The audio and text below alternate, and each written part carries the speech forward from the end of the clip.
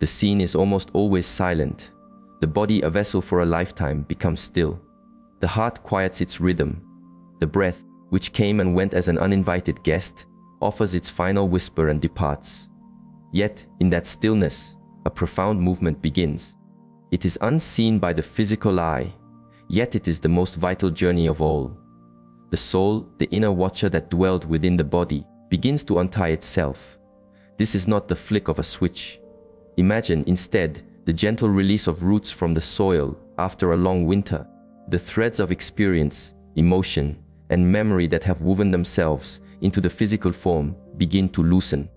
Those who have stood at the threshold and returned speak of a sudden lightness, an inexplicable peace, a sense of floating, of observing their own still form from above. They hear the world, but the world no longer hears them.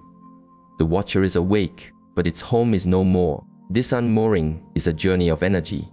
Ancient wisdom teaches that a cord of light tethers us to the body. This cord thins, not with violence, but with grace until the final thread dissolves. The connection to the world of form is complete, but not all are released so easily. For a life lived in turmoil, or a spirit that clings fiercely to the material world, the untying can feel like a tearing. There is a shock, a deep confusion. The soul may try to speak, to touch, to return to the vessel it no longer commands. It is like waking from a dream into a world that no longer recognizes you. Imagine the one who believed this life was all there is, suddenly finding themselves awake, aware, yet invisible. This is the first step onto a new path, but the map has not yet been revealed. For those whose spirit has been prepared, this moment is a homecoming. The soul understands. It senses the presence of guides, of luminous beings who have come to light the way.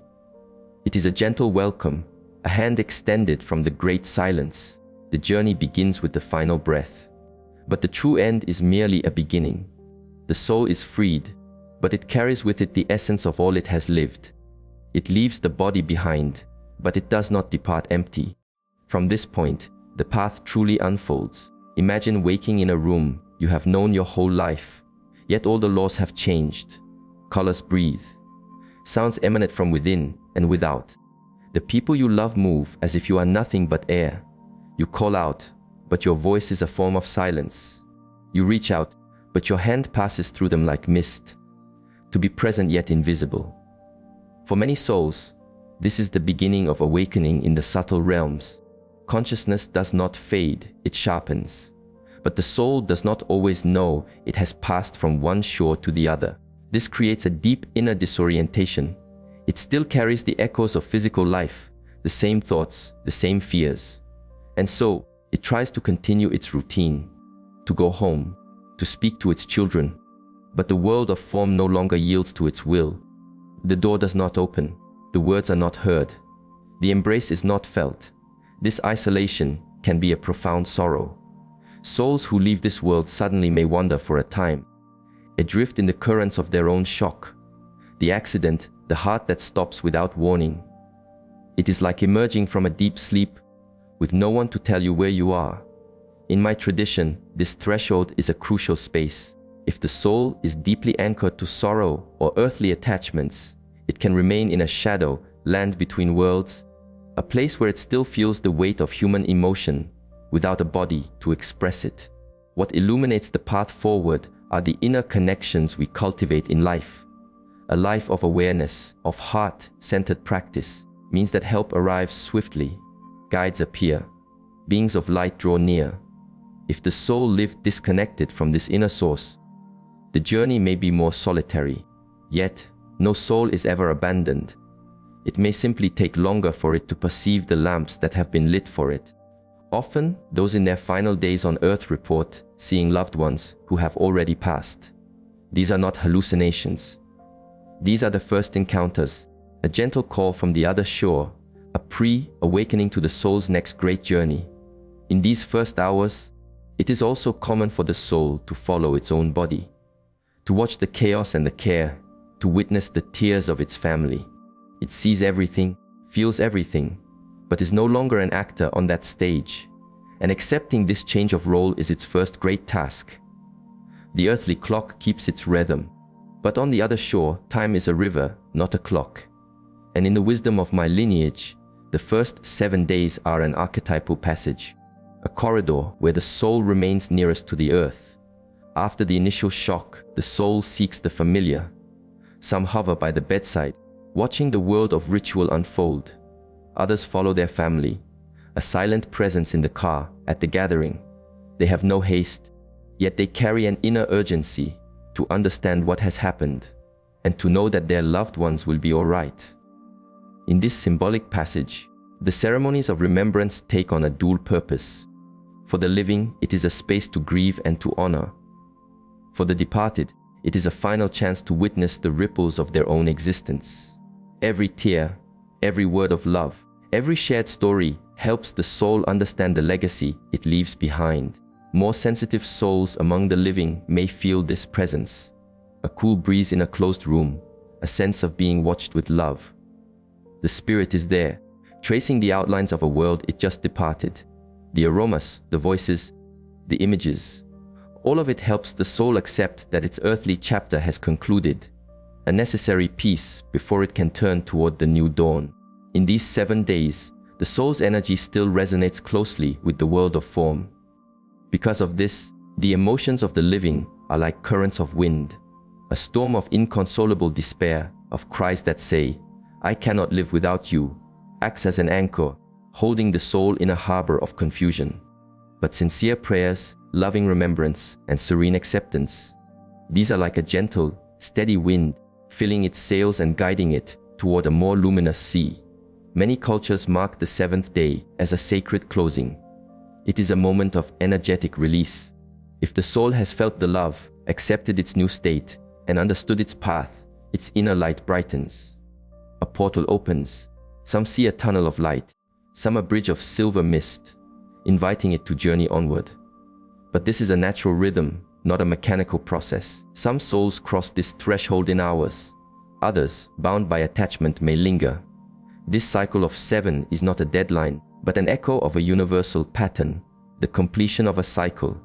Once this passage is fulfilled, the soul can begin to distance itself from the dense vibrations of earth and enter more subtle realms of transition. For those who remain, to know this changes everything. It transforms grief. We learn to turn our pain into gratitude, to tell stories of celebration, to send love as light, not as chains. And for those of us reflecting on our own journey, understanding this first passage inspires us to live with fewer tangled threads, to offer forgiveness, to build bridges, to lighten our own vessel for its eventual voyage. After the first 7 days, a quieter but more profound cycle begins, the 40 days of farewell. This is the time when the soul truly begins to loosen the deep roots of its material life. It embarks on a journey of review, healing, and liberation. This archetypal number 40 appears across many paths of wisdom. It symbolizes a period of deep transformation. During these 40 days, the soul is invited to open the book of the life it just lived and turn every page. This is not an external judgment. No one stands with a scale to weigh good and bad. It is a profound inner review. The soul relieves its choices, its feelings, the intention behind every act. But there is a crucial difference now. It feels what it caused in others. If it brought pain to another, it feels that pain as its own. If it gave love, it feels that love multiply. This is one of the most powerful teachings of the other shore, to truly understand the echo of our presence in the hearts we have touched. In this phase, the soul is not alone. It is accompanied by beings of light, spiritual mentors. They do not accuse or applaud, they illuminate. They show the paths that could have been taken. They help the soul understand the purpose behind its suffering. And most importantly, they guide it toward learning. The past cannot be changed, but wisdom can be harvested from it. And this wisdom is the key that unlocks the soul from guilt, from resentment, from all the attachments that still bind it to the shore it has left behind. During this time, the soul's attachment to earthly things, home, possessions, addictions, even people, begins to soften. This does not mean it forgets those it loves. It means it comes to see that love in its purest form, free from the ego's story and the small grievances of life. But to move forward, it must release its grasp. Many spirits suffer at this point, when they see their loved ones clinging to them, refusing to let go, binding them with promises to never forget or vows to never move on. The soul feels these cords of attachment like stones in its pockets, weighing it down when it needs to be light. It is also during these 40 days that dreams of the departed often become most vivid. The soul may draw near to offer a sign, a message, or simply a final, loving gaze. These encounters feel real because they are. They are meetings on a different plane of being, a way for the soul to bring peace to the hearts of those it loves, and to ask permission to continue its journey. At the end of these 40 days, a final energetic release occurs. The soul, now lighter and more aware, is ready to enter even more subtle dimensions. It says farewell to the earth, but it carries with it the only things that truly matter. The love that transcends presence, the lessons learned, and the pure essence of who it has always been. For those still on this shore, this moment can be felt as a sudden peace, a sense that their loved one is finally at rest. It can manifest in small, symbolic ways: a specific scent on the air, a familiar song at the perfect moment, a butterfly that lands softly on your hand. These are the quiet signs that mark the true departure. One of the most profound realizations is that even after the physical body is gone, the energetic connection remains. In this tender period, the emotions of the living echo with great force in the spiritual journey of the soul. Think of it this way: in life, we can feel when someone we love is in distress, even across great distances. Now, imagine that connection without the filter of the body, without the barriers of physical senses. The resonance is pure, direct, and immediate. Grief is a natural river. The pain, the tears, the longing, these are all sacred parts of saying goodbye. But the current becomes treacherous when love becomes desperate attachment. When the one who remains insists on binding the departed to their pain. Words like, "I cannot go on without you. Why did you leave me?" These carry an immense weight. They become energetic anchors. The soul, which has already begun its voyage, feels this pull. And often out of love, it turns back. It lingers, trying to offer comfort, caught in a state of confusion that delays its own journey. There are souls who remain tethered for months, even years, to their loved ones, not out of ill will, but because they feel they cannot leave while such sorrow remains. This creates a cycle of suffering. The soul cannot ascend, and the living cannot heal. This does not mean you must forget. It means you must transform how you remember. Honor the gift of their presence in your life, but do not bind their memory to suffering. True love does not dissolve, it transforms. And when the soul feels free to continue its journey, it can also visit you, inspire you, and bring you peace, because now there is space for that connection to flow. There comes a time, after the untying and the great reflection, when the soul finds itself before a choice or an irresistible calling. Spiritual portals open, gateways of light inviting the freed consciousness to step forward. But where do these paths lead? The ancient answers are less rigid and infinitely more beautiful than we were taught. A soul's destination is not a physical place. It is a vibrational landscape, a perfect reflection of the inner world it cultivated during its time on earth. These portals are passages of frequency. Some souls are guided through by luminous beings. Others feel an inner beacon, a pull towards a new horizon. There are also those who, even freed from the body, remain in a place of shadow, unable to see the gateways because they are still cloaked in dense emotions like guilt, fear, or profound attachment. These portals can lead to many landscapes. Some wisdom traditions speak of spiritual communities, organized realms of light with gardens of healing, halls of learning, and places of quiet contemplation where souls can recover, learn, and prepare for new experiences. These are not rewards, but environments of high resonance accessible to souls who, despite their imperfections, lived with a sincere desire to grow.